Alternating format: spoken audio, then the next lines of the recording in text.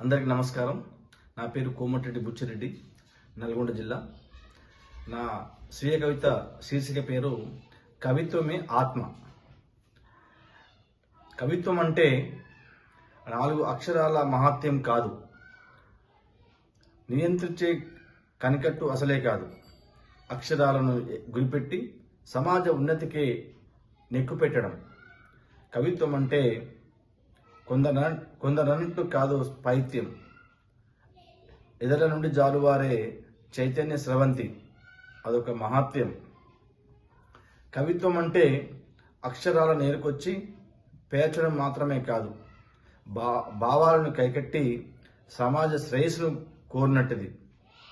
కవిత్వం అంటే మనసు పెట్టినోనికి అమ్మ వంటిది, చదువుతుంటే భలే కమ్మగుంటది, వింటుంటే గమ్మత్తుగుంటది, నెన్నరు లేకుంటే పిచ్చెక్కుతుంటది. కవిత్వం అంటే పెన్నును గన్ను చేసి యుద్ధం చేయడం, సమాజానికి హద్దులు నేర్పడం, మాండలిక పదాలతో వంపు సొంపులతో ఉరకలేస్తూ హృదయాంబుదు నుండి నీలాడడం.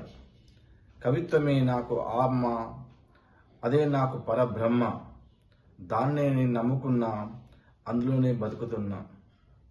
ప్రపంచ కవితా దినోత్సవం మార్చి 21 సందర్భంగా ఇది నా స్వీయ కవిత. ధన్యవాదములతో అందరికీ నమస్కారం.